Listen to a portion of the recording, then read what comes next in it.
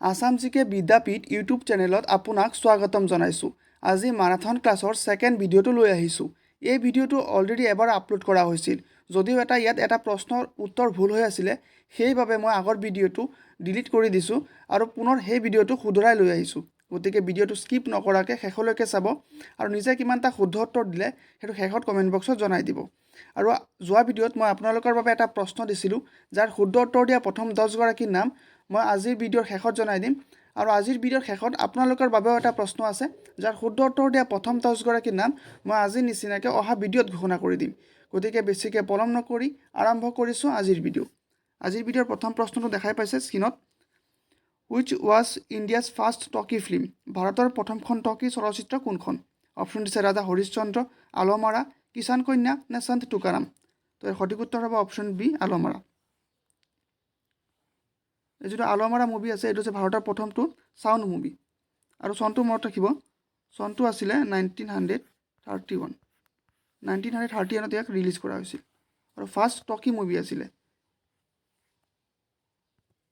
Next প্ৰশ্নটো দিছে, the tropic of cancer passes through how many state in Indian states? কৰ্কটক্ৰান্তিৰ ৰেখা ভাৰতৰ কিমানখন ৰেখাৰ মাজেৰে গৈছে? অপশ্যন দিছে 6টা, 7টা, 8টা নে 9টা। তো ইয়াৰ সঠিক উত্তৰ হ'ব অপশ্যন চি, 8টা। যিটো ট্ৰপিক অফ কেঞ্চাৰ আছে, অৰ্থাৎ কৰ্কটক্ৰান্তিৰ ৰেখা আছে, এইটো ভাৰতৰ 8টা ষ্টেটৰ মাজেৰে পাৰ হৈ গৈছে। আৰু সেইকেইটা মনত ৰাখিব আপোনালোকে। এটা হৈছে গুজৰাট, এইকেইটা বহুত ইম্পৰ্টেণ্ট হয়। এটা হৈছে ৰাজস্থান,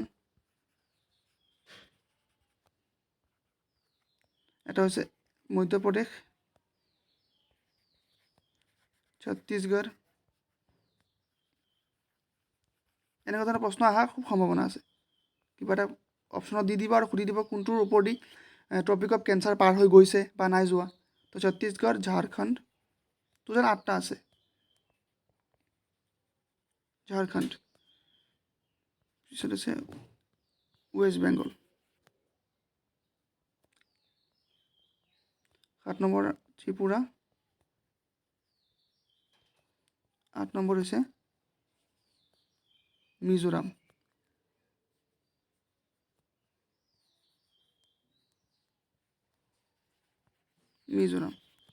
গুজৰাট, ৰাজস্থান, মধ্যপ্ৰদেশ, ছত্তীশগড়, ঝাৰখণ্ড, ৱেষ্ট বেংগল, ত্ৰিপুৰা আৰু মিজোৰাম, এই 8টা ৰাজ্যৰ মাজেৰে ট্ৰপিক অফ কেঞ্চাৰ পাৰ হৈ গৈছে। এইটো মনত ৰাখিব। নেক্সট প্ৰশ্ন, which river is known as the sorrow of Bihar? কোনখন নদীক বিহাৰৰ দুৰ্ভাগ্য বুলি জনা যায়? অপশ্যন দিছে গংগা, কোচি, ব্ৰহ্মপুত্ৰ নে মহানদী। ইয়াৰ সঠিক উত্তৰটো হ'ব অপশ্যন বি, কোচি। কোচি ৰিভাৰক বিহাৰৰ দুৰ্ভাগ্য বা বিহাৰৰ দুখ, চ'ৰ অফ বিহাৰ বুলি জনা যায়।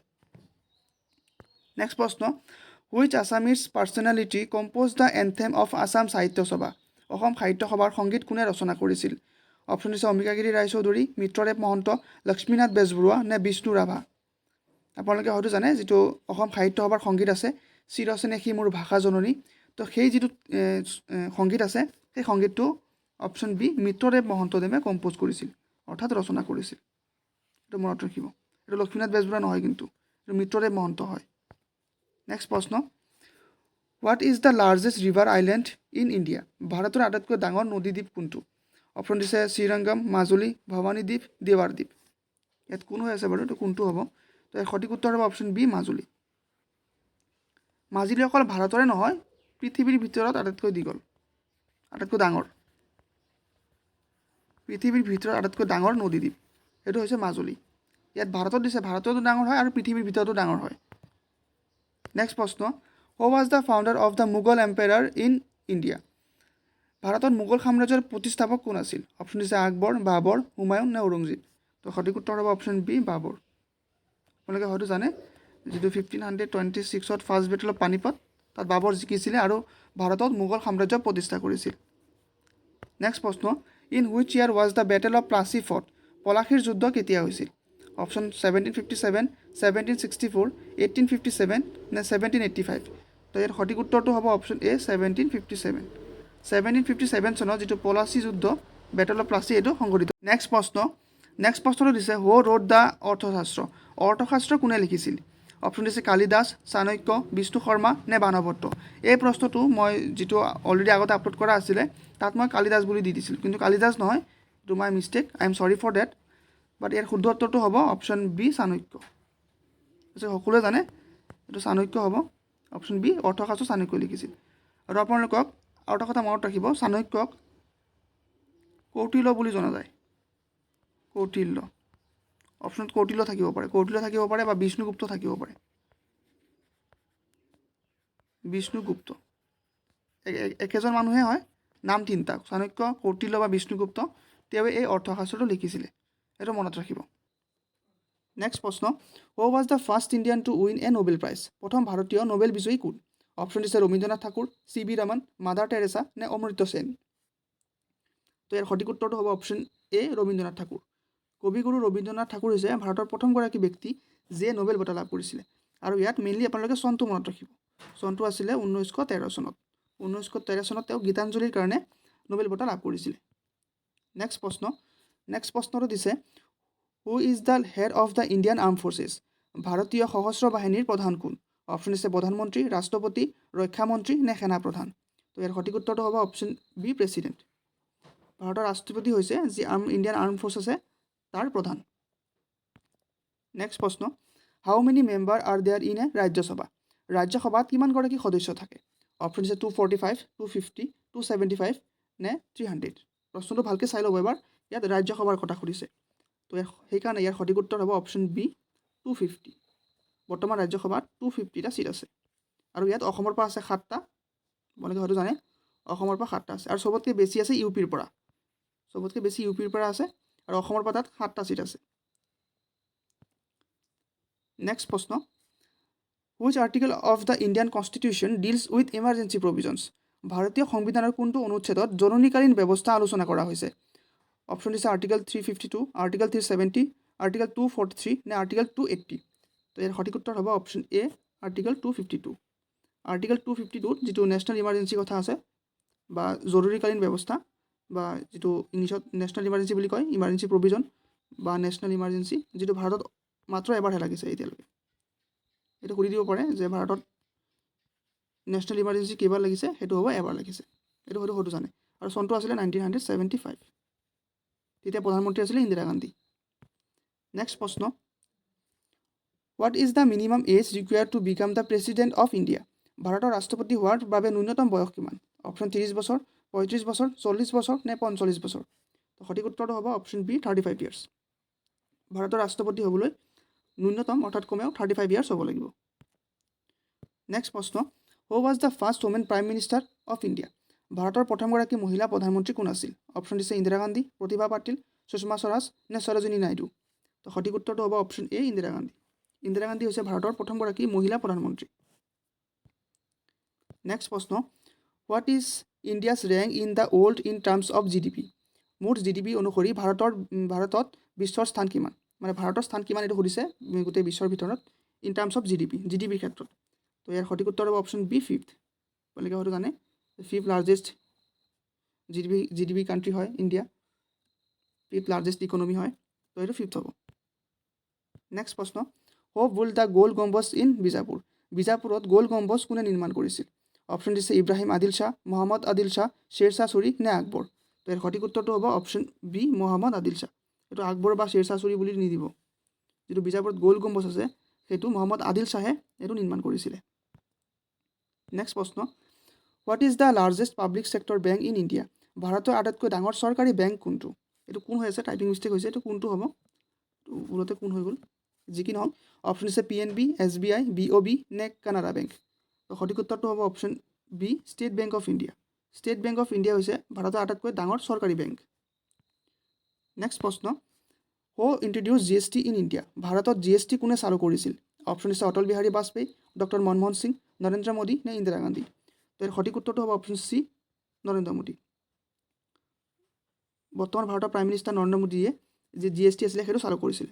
আৰু চনটো আছিলে 2017 চন। 2017 চনত ভাৰতত GST ইণ্ট্ৰডিউচ হৈছিলে। নেক্সট প্ৰশ্ন, which organisation is responsible for printing Indian currency notes?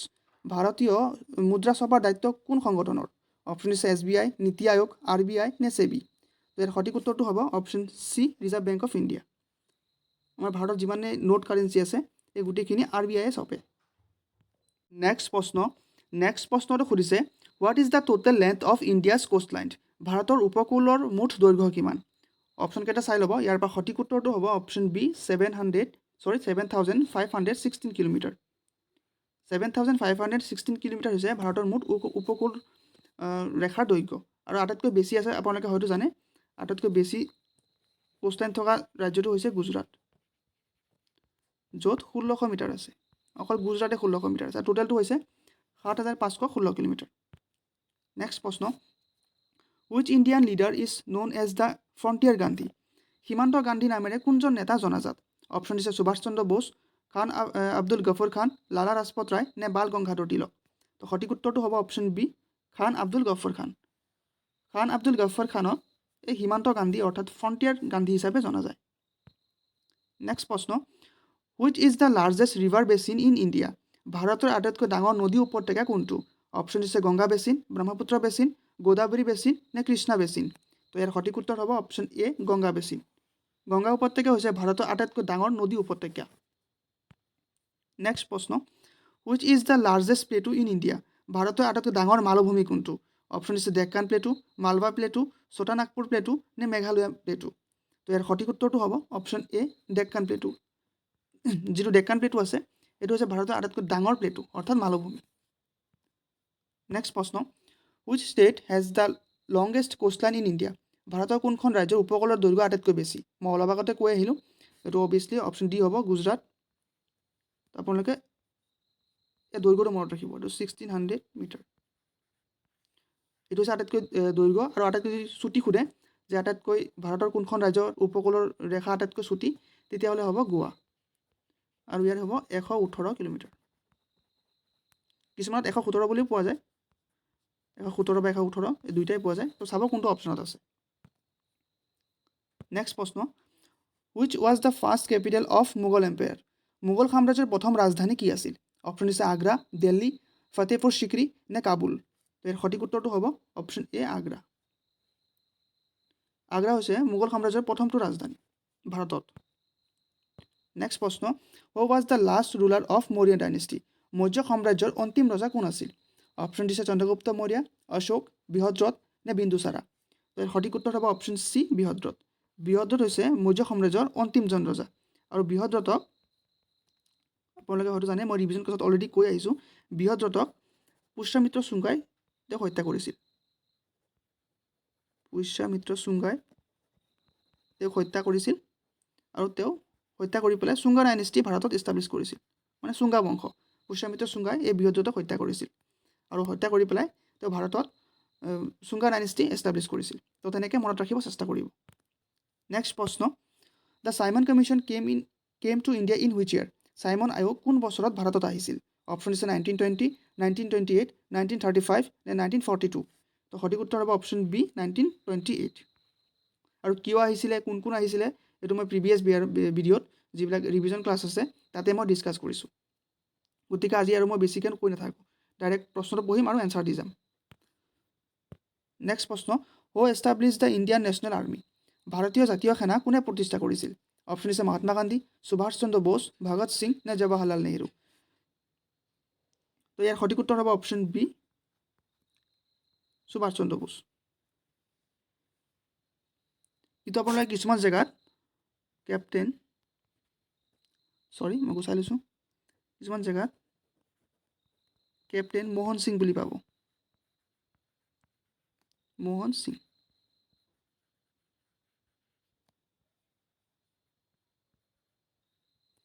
Captain Mohan সিঙে যিটো আইন আছিলে সেইটো প্ৰতিষ্ঠা কৰিছিলে কিন্তু পিছলৈ সুভাষ চন্দ্ৰ বোসক এই পাৱাৰটো টেক অভাৰ কৰি দিছিলে তো সেইকাৰণে আমি সুভাষ চন্দ্ৰ বোসকে আমি কনচিডাৰ কৰিব লাগিব যদি অপশ্যনত কেপ্টেইন মোহন সিং থাকে তেতিয়াহ'লে মোহন সিঙে দিব আৰু যিহেতু ইয়াত অপশ্যনত মোহন সিং বুলি নাইকিয়া সুভাষ চন্দ্ৰ বোস বুলি আছে তো সেইকাৰণে মই সুভাষ চন্দ্ৰ বোস বুলিয়ে কৈছোঁ কিন্তু একচুৱেলি ফাউণ্ড কৰিছিলে কেপ্টেইন মোহন সিঙে তাৰপিছত সুভাষ চন্দ্ৰ বোসক তেওঁ পাৱাৰটো ট্ৰান্সফাৰ কৰি দিছিলে এইখিনি মনত ৰাখিব আপোনালোকে অপশ্যনখিনি চাই এনচাৰ কৰিব নেক্সট প্ৰশ্ন what is the minimum age to become a member of the Lok Sabha লোকসভাৰ সদস্য হোৱাৰ বাবে ন্যূনতম বয়স কিমান অপশ্যন দিছে 21 বছৰ 25 বছৰ 30 বছৰ নে 35 বছৰ তো ইয়াৰ সঠিক উত্তৰ হ'ব অপশ্যন বি 25 বছৰ লোকসভাৰ সদস্য হ'বলৈ অৰ্থাৎ মেম্বাৰ অফ পাৰ্লিয়ামেণ্ট লোকসভাৰ পৰা হ'বৰ কাৰণে ন্যূনতম 25 বছৰ লাগিব আৰু ৰাজ্যসভাৰ পৰা হ'বলৈ গ'লে 30 বছৰ লাগিব।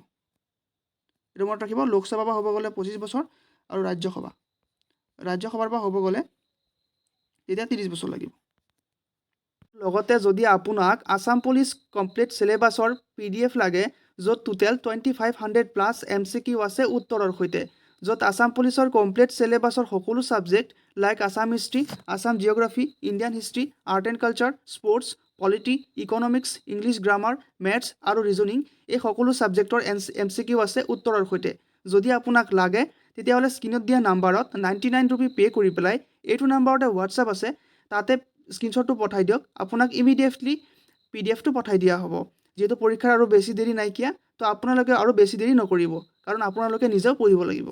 নেক্সট প্ৰশ্নটো সুধিছে, who administers the oath of office to the president of India? ভাৰতৰ ৰাষ্ট্ৰপতি কাৰ দ্বাৰা শপত গ্ৰহণ কৰোৱা হয়?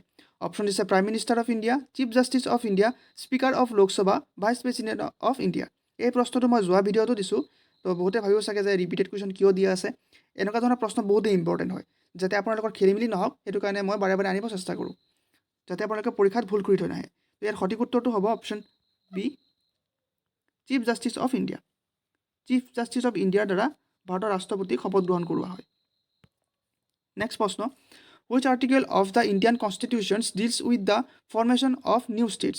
ভাৰতীয় সংবিধানৰ কোনটো অনুচ্ছেদ নতুন ৰাজ্য গঠনৰ বিষয়ে আলোচনা কৰে? অপশ্যন দিছে আৰ্টিকেল 365, আৰ্টিকেল 370, আৰ্টিকেল 3 আৰু আৰ্টিকেল 5। তো ইয়াৰ সঠিক উত্তৰটো হ'ব অপশ্যন চি, আৰ্টিকেল 3। আৰ্টিকেল 3 নতুন ৰাজ্য গঠনৰ বিষয়ে কয়। ছাপ'জ এতিয়া ভাৰতত টোটেল 28টা ৰাজ্য আছে আৰু এটা বঢ়াব লাগে, ছাপ'জ 28টাৰ পৰা আমি 29টা বনাব লাগে, তেতিয়া সেই আৰ্টিকেল 3 মতে হ'ব। 3 মতে আমি 28টা পৰা 29টা বনাব পাৰিম। নেক্সট প্ৰশ্ন, who was the first chief election commissioner of India? ভাৰতৰ প্ৰথম নিৰ্বাচনী আয়ুক্ত কোন আছিল? অপশ্যন দিছে সুকুমাৰ সেন, TN সলিউশ্যন, সুনীল আৰোৰা নে MS গিল? তো ইয়াৰ সঠিক উত্তৰটো হ'ব অপশ্যন এ, সুকুমাৰ সেন। সুকুমাৰ সেন হৈছে ভাৰতৰ প্ৰথমগৰাকী চিফ ইলেকশ্যন কমিশ্যনাৰ, অৰ্থাৎ নিৰ্বাচনী আয়ুক্ত। নেক্সট প্ৰশ্ন, who has the power to dissolve the Lok Sabha? Lok Sabha ভংগ কৰাৰ ক্ষমতা কাৰ আছে? অপশ্যন দিছে prime minister, president, chief justice নে স্পীকাৰ অফ লোকসভা? তো ইয়াৰ সঠিক উত্তৰ হ'ব অপশ্যন বি, প্ৰেছিডেণ্ট। ৰাষ্ট্ৰপতিৰ হাতত লোকসভা ডিজলভ কৰাৰ অৰ্থাৎ ভংগ কৰাৰ ক্ষমতা আছে। নেক্সট প্ৰশ্ন, which was the first newspaper published in India? ভাৰতত প্ৰথম প্ৰকাশিত বাতৰি কাকত কোনখন আছিল? অপশ্যন দিছে the Times of India, the Hindu, Bengal Gazette, the Indian Express. তো সঠিক উত্তৰ হ'ব option C, Bengal Gazette. Bengal Gazette হৈছে ভাৰতৰ প্ৰথমটো বাতৰি কাকত, আৰু এইটো মনত ৰাখিব, এইটো ইংলিছ লেংগুৱেজত আছিলে। আৰু চনটো আছিলে 1780। 1780ত এইটো পাব্লিছ কৰা হৈছিলে আৰু লেংগুৱেজটো ইংলিছ আছিলে। নেক্সট প্ৰশ্ন, which Indian state has the highest per কেপিটা income? ভাৰতত কোনখন ৰাজ্য প্ৰতিজন লোকৰ আয় সৰ্বাধিক? মানে পাৰ কেপিটা ইনকাম, আপোনালোকে হয়তো শব্দটো শুনিছে ইকনমিক্সত, পাৰ কেপিটা ইনকাম। তো ভাৰতৰ কোনখন ৰাজ্যত আটাইতকৈ বেছি পাৰ কেপিটা ইনকাম আছে এইটো সুধিছে। অপশ্যন দিয়া হৈছে মহাৰাষ্ট্ৰ, ছিকিম, গোৱা নে তামিলনাডু? তো সঠিক উত্তৰ হ'ব অপশ্যন বি, ছিকিম। এই যিটো 2023-24 যিটো ডাটা আছে, সেই ডাটাৰ মতে ছিকিম হৈছে ভাৰতৰ ভিতৰত আটাইতকৈ পাৰ কেপিটা ইনকাম থকা ৰাজ্য। নেক্সট প্ৰশ্নটো সুধিছে, who prepares the union budget of India? ভাৰতৰ কেন্দ্ৰীয় বাজেট কোনে তৈয়াৰ কৰে? এইটো কোন হৈ গৈছে, যি কি নহওক কোনে তৈয়াৰ কৰে? অপশ্যন দিছে RBI, ফাইনেন্স মিনিষ্ট্ৰী, নীতি আয়োগ নে সুপ্ৰিম কোৰ্ট? তো সঠিক উত্তৰ হ'ব অপশ্যন বি, ফাইনেন্স মিনিষ্টাৰ। মানে ফাইনেন্স মিনিষ্ট্ৰীৰ আণ্ডাৰতে যিটো কেন্দ্ৰীয় বাজেট আছে সেইটো প্ৰস্তুত কৰা হয়। আৰু বৰ্তমান ভাৰতৰ মানে কেন্দ্ৰীয় ফাইনেন্স মিনিষ্টাৰ কোন হয় সেইটো কমেণ্ট বক্সত জনাই দিব। ইউনিয়ন ফাইনেন্স মিনিষ্টাৰ বৰ্তমান কোন হয়? এগৰাকী মহিলা হয়, আপোনালোকে হয়তো জানে। তো কোন হয় এইটো কমেণ্ট বক্সত জনাই দিব। নেক্সট প্ৰশ্ন, which is the second longest river in India? ভাৰতৰ দ্বিতীয় দীঘল নদী কোনটো? অপশ্যন হৈছে যমুনা, গোদাবৰী, কৃষ্ণা নে ব্ৰহ্মপুত্ৰ? আমি প্ৰথমটো জানো, প্ৰথমটো হৈছে গংগা। এতিয়া ছেকেণ্ড লংগেষ্ট কোনটো হয়? লাৰ্জেষ্ট সোধা নাই আমাক, লংগেষ্ট সুধিছে। তো ছেকেণ্ড লংগেষ্ট কোনটো হয় এইটো সুধিছে, সেইটো হ'ব অপশ্যন বি, গোদাবৰী। এইটো বহুতে যমুনা বুলি ভাবিব, কিন্তু যমুনা নহয় আৰু ব্ৰহ্মপুত্ৰ নহয়। ছেকেণ্ড দীঘল হৈছে গোদাবৰী আৰু প্ৰথমটো হৈছে গংগা। গংগা নদী ভাৰতৰ আটাইতকৈ দীঘল নদী। নেক্সট প্ৰশ্ন in which Indian state is the Kunchikal false located Kunchikal জলপ্ৰপাত কোনখন ৰাজ্যত অৱস্থিত অপশ্যন আছে কেৰেলা কৰ্ণাটক তামিলনাডু নে মহাৰাষ্ট্ৰ তো চাৰিটা অপশ্যনৰ পৰা ইয়াৰ সঠিক উত্তৰটো হ'ব অপশ্যন বি কৰ্ণাটক এই কৰ্ণাটকতে যিটো সুধিছে প্ৰশ্নত আমাক কুঞ্চিকল জলপ্ৰপাত কুঞ্চিকল ৱাটাৰফল বা ফল বুলি কয় সেইটো কৰ্ণাটকত অৱস্থিত নেক্সট প্ৰশ্ন which city is known as the Manchester of India ভাৰতৰ মানচেষ্টাৰ বুলি কোনখন চহৰক কোৱা হয় অপশ্যন দিছে মুম্বাই আহমেদাবাদ চুৰাট নে কানপুৰ তো ইয়াৰ সঠিক উত্তৰ হ'ব অপশ্যন বি আহমেদাবাদ আহমেদাবাদক ভাৰতৰ মানচেষ্টাৰ বুলি কোৱা হয় আৰু আপোনালোকে হয়তো জানে যিটো শুৱালকুছিক অসমৰ মানচেষ্টাৰ বুলি কোৱা হয় সৰি এইটো কিবা লিখি দিলোঁ শুৱালকুছিক অসমৰ মানচেষ্টাৰ বুলি কোৱা হয় আৰু আহমেদাবাদক ভাৰতৰ মানচেষ্টাৰ বুলি কোৱা হয় নেক্সট প্ৰশ্নটো সুধিছে the Dudhsagar waterfall is located in which state দুধসাগৰ জলপ্ৰপাত কোনখন ৰাজ্যত অৱস্থিত অপশ্যন আছে মহাৰাষ্ট্ৰ গোৱা কৰ্ণাটক নে কেৰেলা ইয়াৰ সঠিক উত্তৰ হ'ব অপশ্যন বি গোৱা যিটো দুধসাগৰ জলপ্ৰপাত আছে অৰ্থাৎ ৱাটাৰফল আছে সেইটো গোৱাত অৱস্থিত নেক্সট প্ৰশ্ন the battle of Haldighati was fought between whom হালদিঘাটীৰ যুদ্ধ কাৰ মাজত হৈছিল অপশ্যন দিছে আকবৰ আৰু মহাৰাণা প্ৰতাপ ঔৰংজেব আৰু শিৱাজী বাবৰ আৰু ৰাণা সাংগা জাহাংগীৰ আৰু গুৰু অৰ্জুন তো ইয়াৰ সঠিক উত্তৰটো হ'ব অপশ্যন এ আকবৰ আৰু মহাৰাণা প্ৰতাপ আকবৰ আৰু মহাৰাণা প্ৰতাপৰ এই দুজনৰ মাজতেই যিটো হালদিঘাটী যুদ্ধ হৈছিলে এই হালদিঘাটী যুদ্ধটো সংঘটিত হৈছিলে নেক্সট প্ৰশ্ন who was the founder of Vijayanagar empire Vijayanagar সাম্ৰাজ্যৰ প্ৰতিষ্ঠাপক কোন আছিল অপশ্যন দিছে হৰিহৰ আৰু বোকা কৃষ্ণদেৱৰায়া বল্লালা টু নে নৰসিংহ চালুভা তো ইয়াৰ সঠিক উত্তৰ হ'ব অপশ্যন এ হৰিহৰ এণ্ড বোকাই 1336ত যিটো বিজয়নগৰ এম্পায়াৰ আছে বিজয়নগৰ সাম্ৰাজ্য সেইটো প্ৰতিষ্ঠা কৰিছিল আৰু লগতে মনত ৰাখিব এই বিজয়নগৰ এম্পায়াৰৰ পৰা বহুত প্ৰশ্ন অহা দেখা যায় অসমৰ যিকোনো এক্সামতে আৰু ইয়াৰ পৰাতো APSCত বহুতখিনি প্ৰশ্নই আহে তো বিজয়নগৰ এম্পায়াৰৰ কেপিটেল আছিলে হাম্পি এইটো মনত ৰাখিব এইটো প্ৰশ্ন দি দিব পাৰে চাৰিটা অপশ্যন দি দিব আৰু সুধি দিব যে তলৰ কোনটো বিজয়নগৰ এম্পায়াৰৰ কেপিটেল হয় তেতিয়াহ'লে হাম্পি য'ত হাম্পি দেখিব তাতে আপোনালোকে টিক কৰি থৈ আহিব নেক্সট প্ৰশ্ন দ্য ইলবাৰ্ট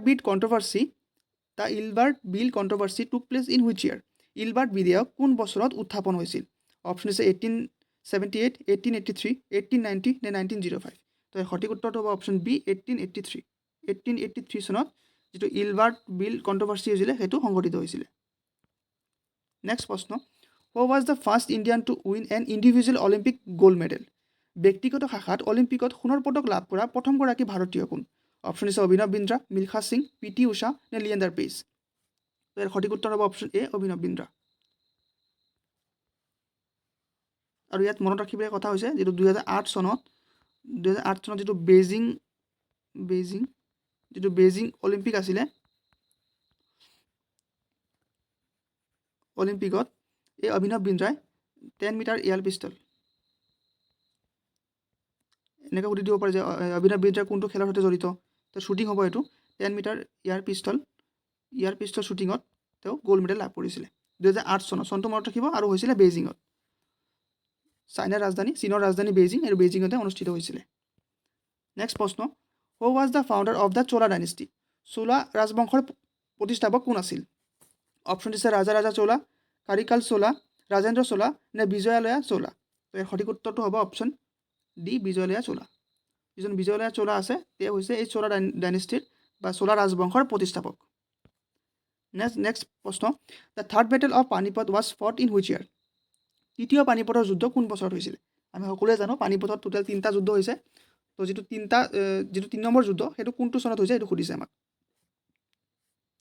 অপশ্যন দিয়া হৈছে 1757 1761 1775 নে 1783 তো ইয়াৰ সঠিক উত্তৰটো হ'ব অপশ্যন বি 1761ত মাৰাঠা আৰু আফগান ভাৰ্চেছ মাৰাঠা এইটো মনত ৰাখিব মাৰাঠা আফগানৰ পৰা আছিলে আহমদ শ্বাহ আবদালি মই অলৰেডি কৰাইছোঁ এইবিলাক ৰিভিজন ক্লাছত আহমদ শ্বাহ আবদালি আপোনালোকে হয়তো পানিপট মুভিখন দেখিছেই সঞ্জয় দত্তই এই ৰোলটো কৰিছিলে আহমদ শ্বাহ আবদালি তো সেইটো আফগান আৰু ভাৰ্চেছ মাৰাঠা 1761ত হৈছিলে নেক্সট প্ৰশ্ন who is responsible for appointing the chief minister of a state কোনো ৰাজ্যৰ মুখ্যমন্ত্ৰী কোনে নিযুক্ত কৰে? অপশ্যন দিছে ৰাষ্ট্ৰপতি, ৰাজ্যপাল, উচ্চ ন্যায়ালয়ৰ মুখ্য ন্যায়াধীশ, চিফ জাষ্টিছ অফ হাইকোৰ্ট নে প্ৰাইম মিনিষ্টাৰ? তো ইয়াৰ সঠিক উত্তৰ হ'ব অপশ্যন বি, গভৰ্ণৰ। অৰ্থাৎ ৰাজ্যপালে মুখ্যমন্ত্ৰীক নিযুক্তি দিয়ে আৰু ৰাষ্ট্ৰপতিয়ে প্ৰধানমন্ত্ৰীক নিযুক্তি দিয়ে। নেক্সট প্ৰশ্ন দিছে what is the fiscal year period in India? ভাৰতত আৰ্থিক বছৰৰ সময়সীমা কিমান? আমাৰ ইয়াক ফিস্কেল শব্দটো হৈছে ফিস্কেল বা ফাইনেন্সিয়েল একেই হয়, এইটো কনফিউজ হৈ নাযাব। ফিস্কেল বা আমি ঘৰুৱা ভাষাত বা নৰ্মেলি ফাইনেন্সিয়েল বুলি কওঁ, ফাইনেন্সিয়েল ইয়াৰ। তো সুধিছে ফাইনেন্সিয়েল ইয়াৰৰ সময়সীমাটো কিমান? তো ইয়াৰ সঠিক উত্তৰটো হ'ব option B, April to March. 1 এপ্ৰিলৰ পৰা হয়তো জানে 31 মাৰ্চলৈকে এই সময়সীমাখিনিক ফিস্কেল ইয়াৰ হিচাপে ধৰা হয়। নেক্সট প্ৰশ্ন what is the current GST rate in India on general goods on and services? ভাৰতত সাধাৰণ পণ্য আৰু সেৱাৰ ওপৰত প্ৰচলিত GST কিমান? তো এই প্ৰশ্নটো আপোনালোকে পৰীক্ষা দিয়াৰ কাৰণে নহয়, এজ এ ইণ্ডিয়ান এজন ভাৰতীয় হিচাপে এজন নাগৰিক হিচাপে জানিব লাগিব যে আমি কোনটো বস্তুত কিমান টেক্স দিওঁ। তো মই অকণ ডেফটত কৈ দিওঁ, এইটো প্ৰয়োজন আছে, হয়তো বেলেগ ছেক্টৰটো সুধি দিব পাৰে।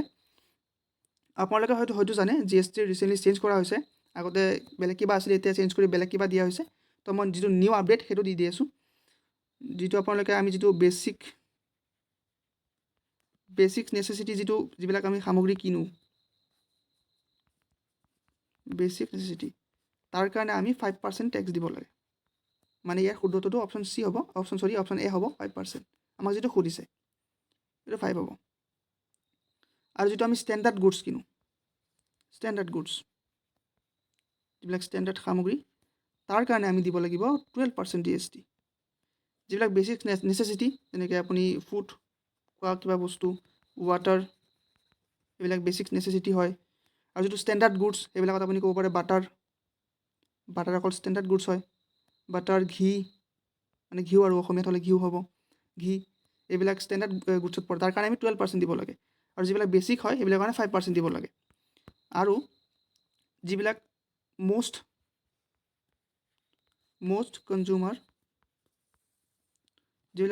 কনজিউমাৰ প্ৰডাক্ট আছে, যেনেকৈ ধৰক ছাপ'জ টুথপেষ্ট, আমাক সদায় লাগে টুথপেষ্ট হওক, কেপিটেল গুডছ যেনেকৈ হেয়াৰ অইল,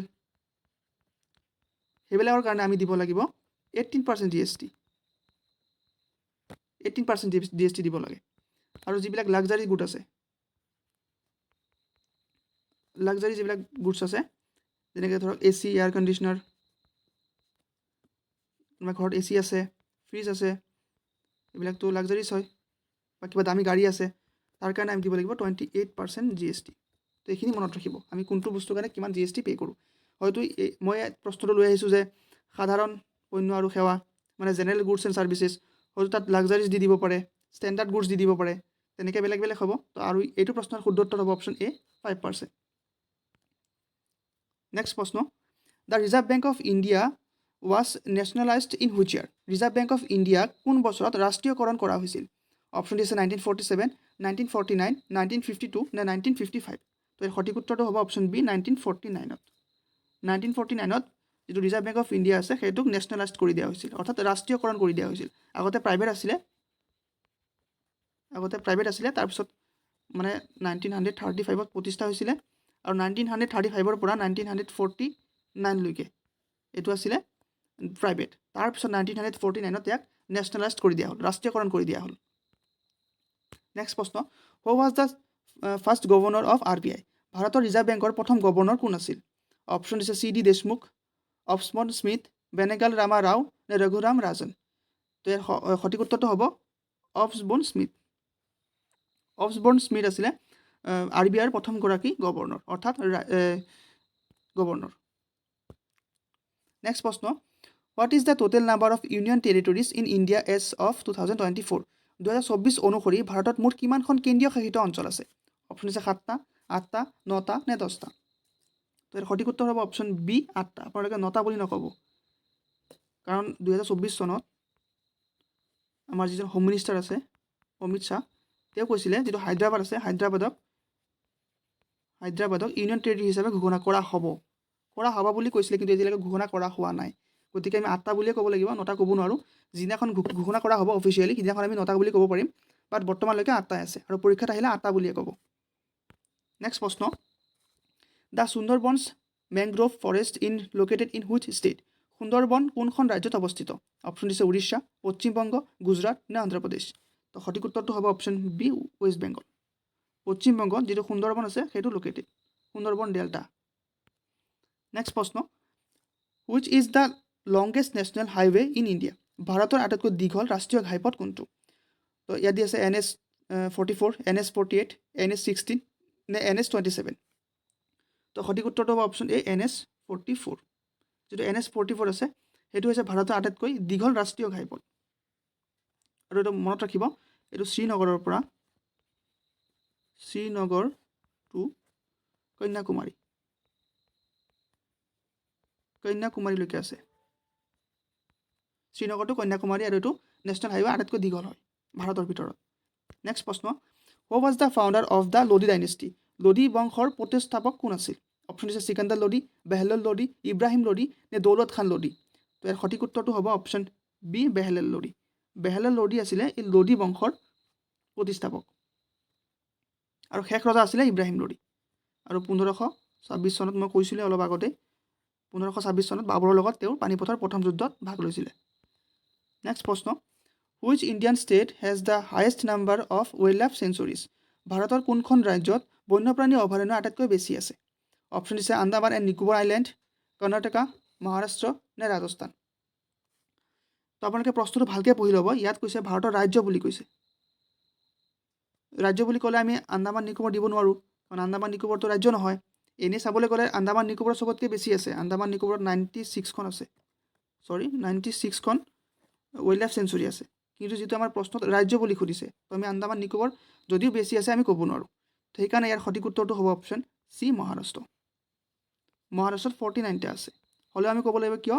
কাৰণ প্ৰশ্নত আমাক ৰাজ্য বুলি উল্লেখ কৰি দিছে, দ্বীপপুঞ্জ বুলিতো কোৱা নাইকিয়া। আন্দামান নিকোবৰৰ দ্বীপপুঞ্জ নহয় ন, তো সেইটো কাৰণে আমি অপশ্যন এটো দিব নোৱাৰোঁ। তো প্ৰশ্নটো ভালকৈ পঢ়ি ল'ব। নেক্সট প্ৰশ্ন, who introduce the Mansabdari system in India? ভাৰতত মনচবদাৰী প্ৰথা কোনে আৰম্ভ কৰিছিল?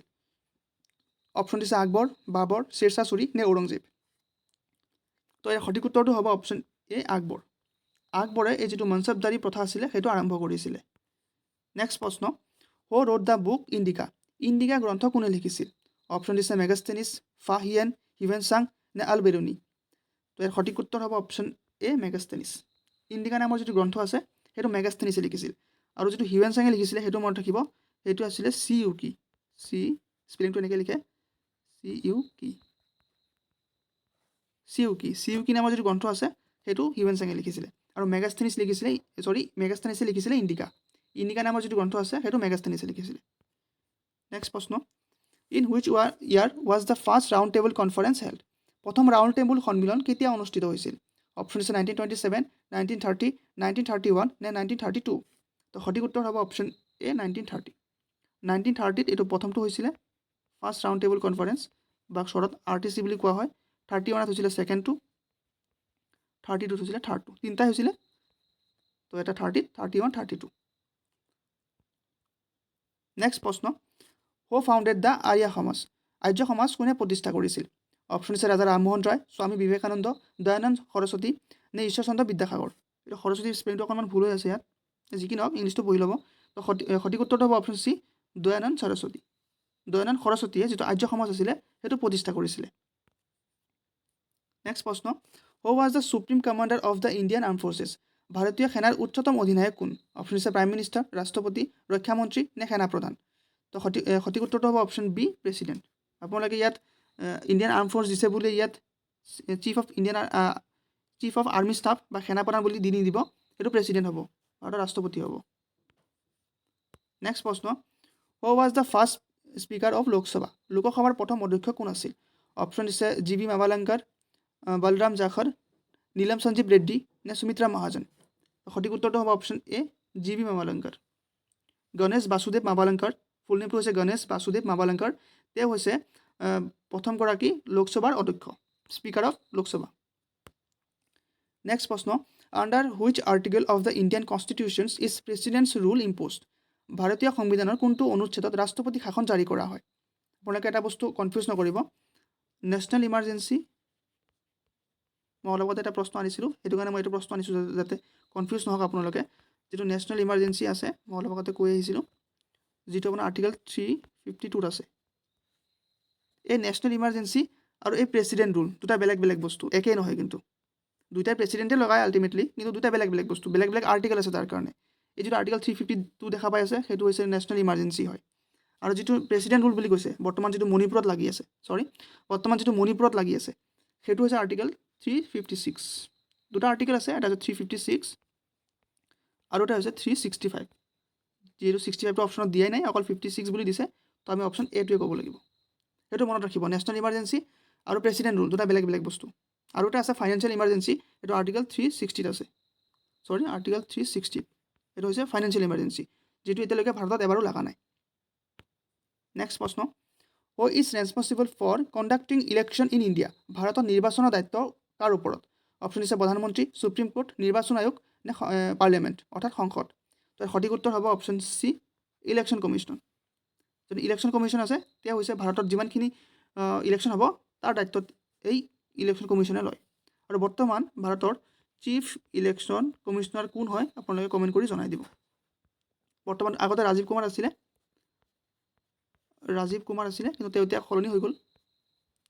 ৰাজীৱ কুমাৰ তেওঁ চেঞ্জ হ'ল, এতিয়া নতুনকৈ এপইণ্ট হৈছে। তো সেই নতুনকৈ এপইণ্ট হোৱা ব্যক্তিগৰাকী কোন হয় আপোনালোকে কমেণ্ট কৰি কমেণ্ট বক্সত জনাই দিব। নেক্সট প্ৰশ্ন, the maximum standard of Rajya Sabha is how many members?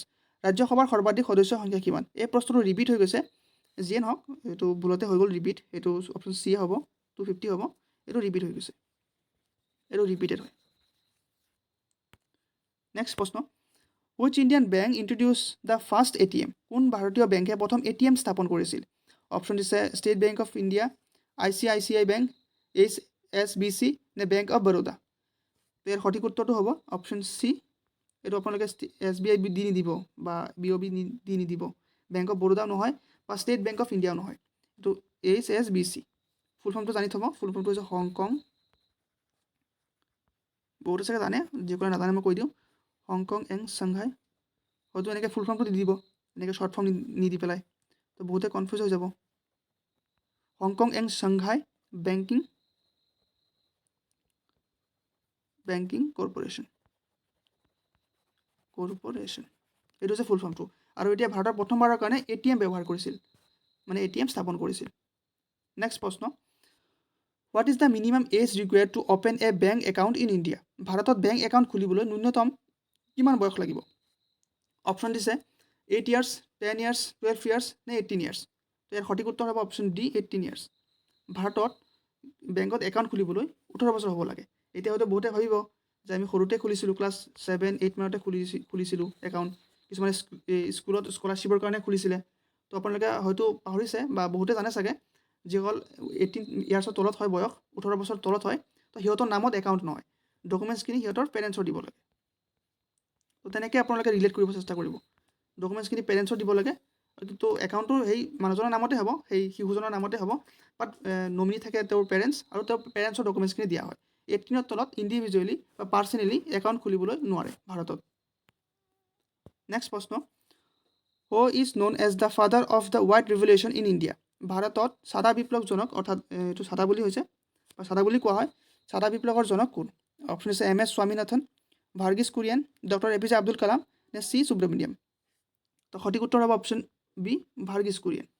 MS Swaminathan নহয়, MS স্বামীনাথন হৈছে green revolution, father of green revolution, কিন্তু আমাক হোৱাইট সুধিছে, এইজন হ'ব গ্ৰীণ ৰিভলিউশ্যন, আৰু ভাৰ্গিছ কুৰিয়েন হৈছিলে হোৱাইট ৰিভলিউশ্যন। নেক্সট প্ৰশ্ন, what does CRR stand for in banking? CRR সম্পূৰ্ণ ৰূপটো কি? অপশ্যন দিছে cash reserve ratio', current reserve ratio', currency rate regulation, central reserve rule. তো ইয়াৰ সঠিক উত্তৰ হ'ব option A, cash reserve ratio'. যিটো CRR আছে ইয়াৰ ফুল ফৰ্মটো হৈছে কেছ ৰিজাৰ্ভ ৰেচিঅ', এইটো বেংকিঙৰ লগত ৰিলেটেড। কোনোবা যদি কমাৰ্চৰ আছে তেতিয়াহ'লে সি ভালকৈ বুজি পাব। নেক্সট প্ৰশ্ন, the headquarter of SEBI is located in which city? SEBI ফুল ফৰ্মটো মই ইয়াত লিখি দিছোঁ, securities and exchange board of India, তাৰ হেডকোৱাৰ্টাৰ ক'ত আছে? ভাৰতৰ শ্বেয়াৰ বজাৰ নিয়ন্ত্ৰক SEBIৰ মুখ্য কাৰ্যালয় ক'ত অৱস্থিত? অপশ্যন আছে নতুন দিল্লী, মুম্বাই, চেন্নাই নে কলকাতা। তো এইটো আছে মহাৰাষ্ট্ৰৰ মুম্বাইত। যিটো সেবি আছে ষ্টক মাৰ্কেটৰ লগত ৰিলেটেড বা শ্বেয়াৰ মাৰ্কেটৰ লগত যিটো ৰিলেটেড সেইটোৰ হেডকোৱাৰ্টাৰ মুম্বাইত আছে।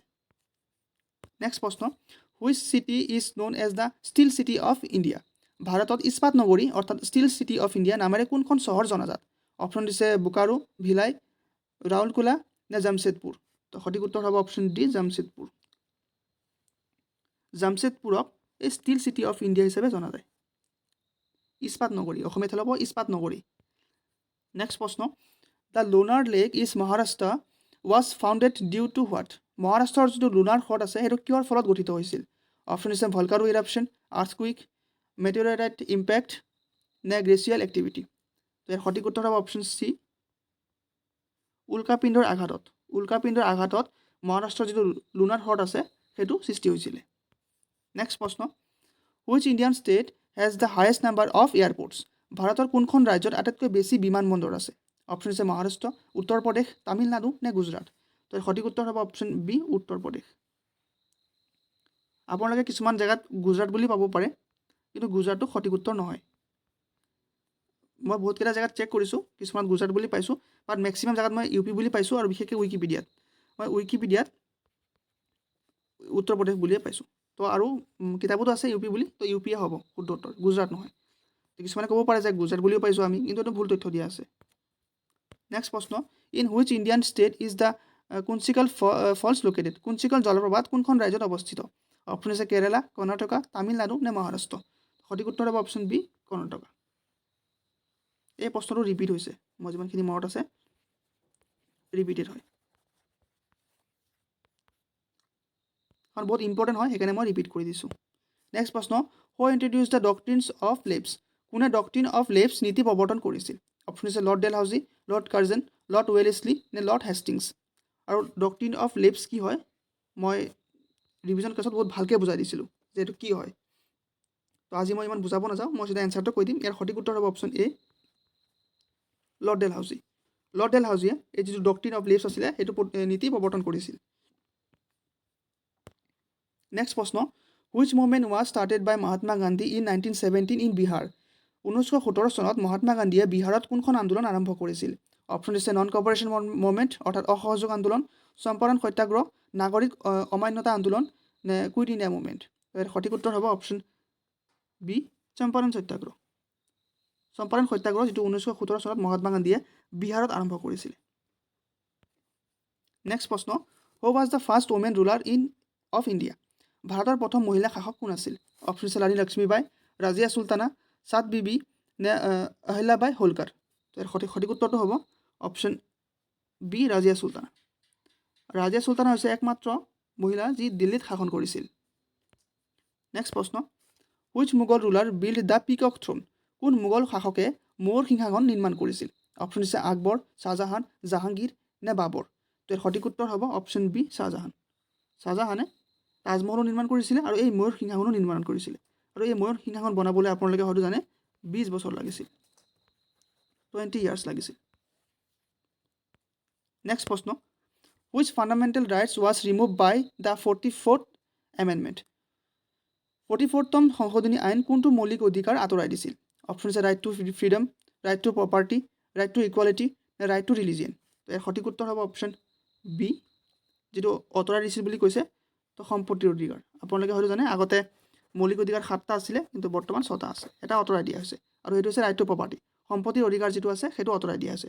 এইটো প্ৰথমতে আৰ্টিকেল 31ত আছিলে, কিন্তু এতিয়া বৰ্তমান আঁতৰাই দি পেলাই আৰ্টিকেল 308 লিগেল ৰাইটছ হিচাপে আছে।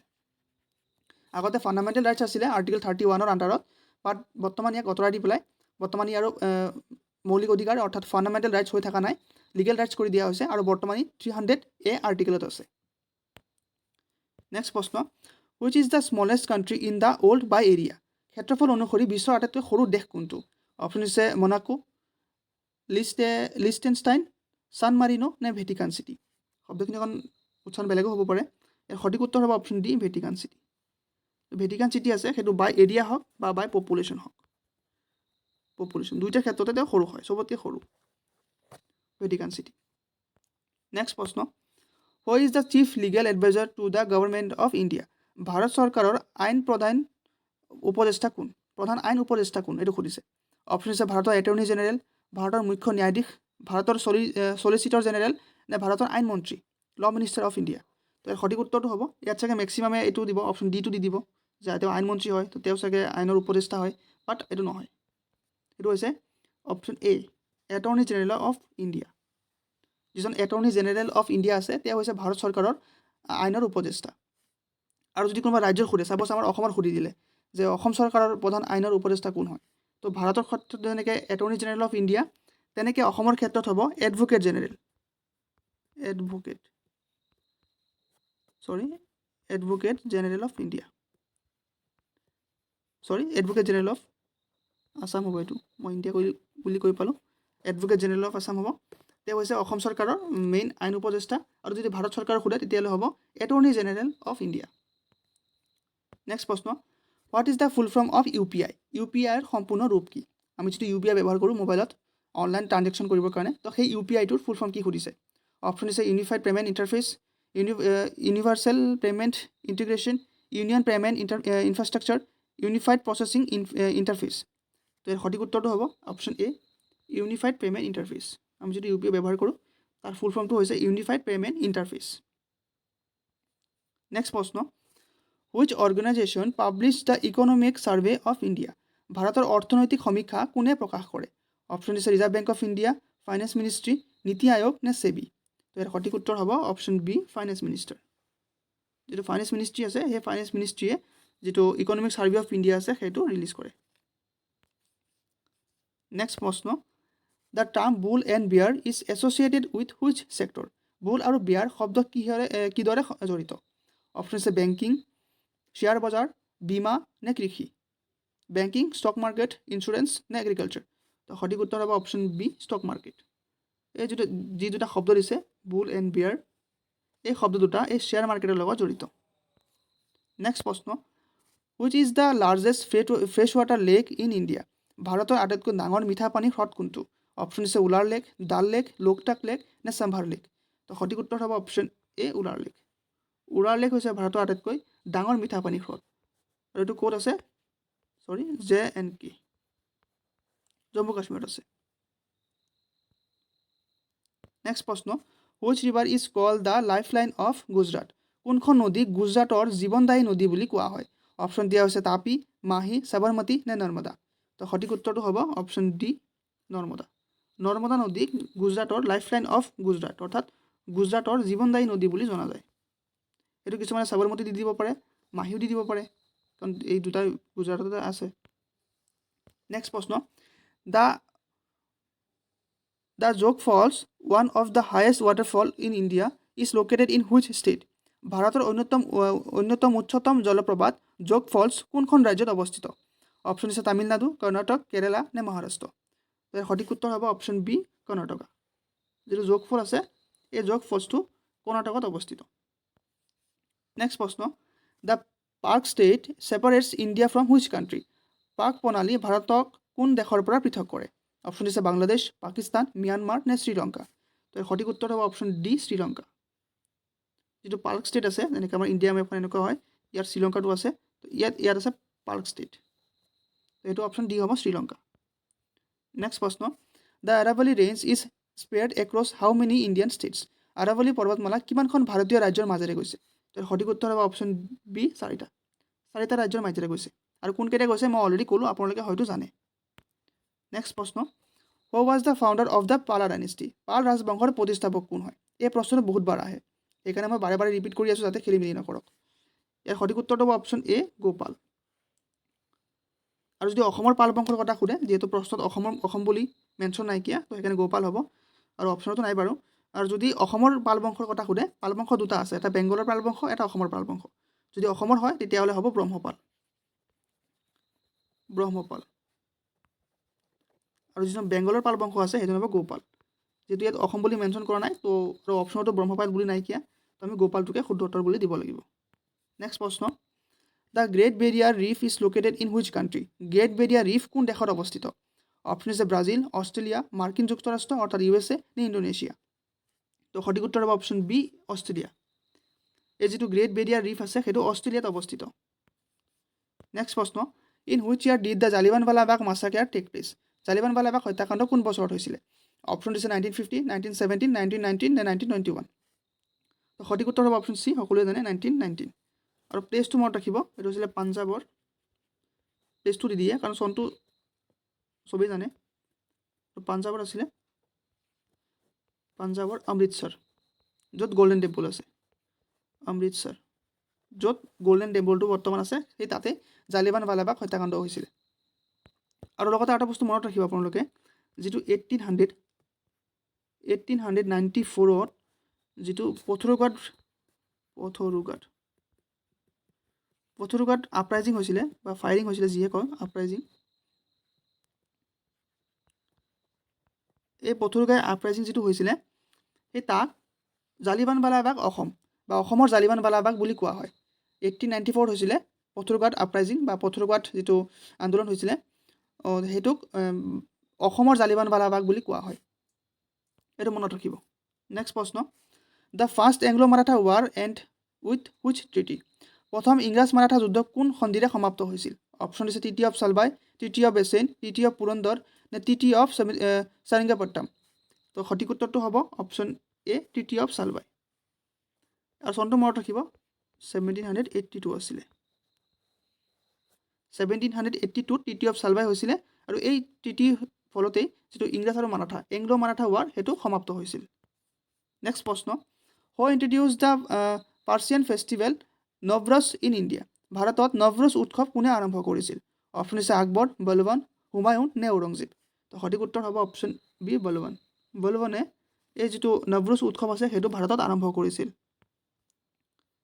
নেক্সট প্ৰশ্ন who appoints the chief justice of India ভাৰতত মুখ্য ন্যায়াধীশক কোনে নিযুক্তি দিয়ে অপশ্যন দিছে প্ৰধানমন্ত্ৰী ৰাষ্ট্ৰপতি সুপ্ৰিম কোৰ্টৰ মুখ্য ন্যায়াধীশ নে লোকসভাৰ অধ্যক্ষ তো সঠিক উত্তৰটো হ'ব অপশ্যন বি প্ৰেচিডেণ্ট ভাৰতৰ ৰাষ্ট্ৰপতিয়ে যিটো চিফ জাষ্টিছ অফ ইণ্ডিয়া আছে তাক নিযুক্তি দিয়ে নেক্সট প্ৰশ্ন the first to come and last to leave India were প্ৰথম অহা আৰু শেষত ভাৰত এৰি যোৱাসকল কোন আছিল অপশ্যন দিছে পৰ্তুগীজ ইংৰাজ ফ্ৰেঞ্চ নে ডেন্স তো সঠিক উত্তৰটো হ'ব অপশ্যন এ পৰ্তুগীজ আৰু এটা প্ৰশ্ন বহুতে সোধে আপোনালোকে এইটো মনত ৰাখিব যে পৰ্তুগীজসকলে মই লিখিয়ে দিছোঁ বাৰু এইটো বহুত ইম্পৰ্টেণ্ট এটা প্ৰশ্ন হয় মোৰ পটককৈ মনত পৰিল তো মই কৈ দিওঁ পৰ্তুগীজসকলে কেতিয়া গোৱা দখল কৰিছিল গোৱা কিমান চনত দখল কৰিছিল এইটো সুধি দিয়ে কেতিয়াবা যে পৰ্তুগীজসকলে কিমান চনত গোৱা কেপচাৰ কৰিছিল বা গোৱা দখল কৰিছিল সেইটো সুধিলে হ'ব 1510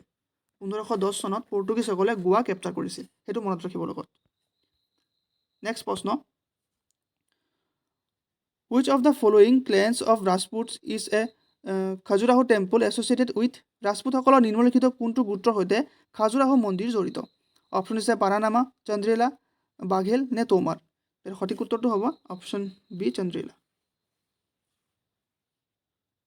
এই যিটো খাজুৰাহো মন্দিৰ আছে সেইটো চন্দ্ৰেলা মন্দিৰ চন্দ্ৰেলা যিটো ডাইনেষ্টি আছে বা ৰাজপুত আছে অবভিয়াছলি বংশই হয় চন্দ্ৰেলা বংশ চন্দ্ৰেলা বংশৰ লগত জড়িত আৰু লগতে মনত ৰাখিব যিটো মদন কামদেৱ আছে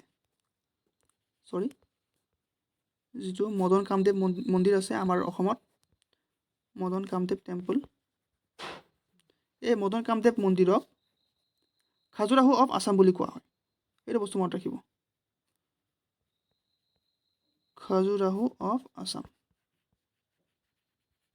এই প্ৰশ্ন সুধি দিব পাৰে যে কোনটো মন্দিৰক খাজুৰাহো অফ আসাম বুলি কোৱা হয় আৰু চাৰিটামান অপশ্যন দি দিব তেতিয়া মদন কামদেৱ হ'ব ইয়াৰ সঠিক উত্তৰ আই হোপ বুজি পালে আৰু যোৱা ভিডিঅ'ত মই আপোনালোকৰ বাবে এটা প্ৰশ্ন দিছিলোঁ যে থৰ মৰুভূমি কোনখন ৰাজ্যত অৱস্থিত অপশ্যন দিয়া হৈছিল গুজৰাট ৰাজস্থান হাৰিয়ানা নে মধ্যপ্ৰদেশ ইয়াৰ সঠিক উত্তৰটো হ'ব অপশ্যন বি ৰাজস্থান থৰ মৰুভূমি ৰাজস্থান ৰাজ্যত অৱস্থিত আৰু ইয়াৰ শুদ্ধ উত্তৰ দিয়া প্ৰথম 10 গৰাকীৰ নাম হৈছে শিৱানী মৰাণ 5787 ৰমেন বড়ো 2019 গণেশ তান্তি 9762 ৰাজু পাটৰ চৈত্য 499 বজৰং হেমন্ত ভাস্কৰ জ্যোতি মৰাণ তিনিচুকীয়া যোগী চিন্তে 7928 ভনিতা মেধি ব্লগছ 2357 আৰু ভৱাজিত দলে 5115 এই 10 গৰাকীয়ে প্ৰথম শুদ্ধ উত্তৰ দিছিলে আৰু আপোনালোকৰ আজিৰ ভিডিঅ'ৰ প্ৰশ্নটো হৈছে ৱেৰ is Bhimashankar temple located Bhimashankar মন্দিৰ ক'ত অৱস্থিত অপশ্যন দিয়া হৈছে ছত্ৰপুৰ মধ্যপ্ৰদেশ জয়পুৰ ৰাজস্থান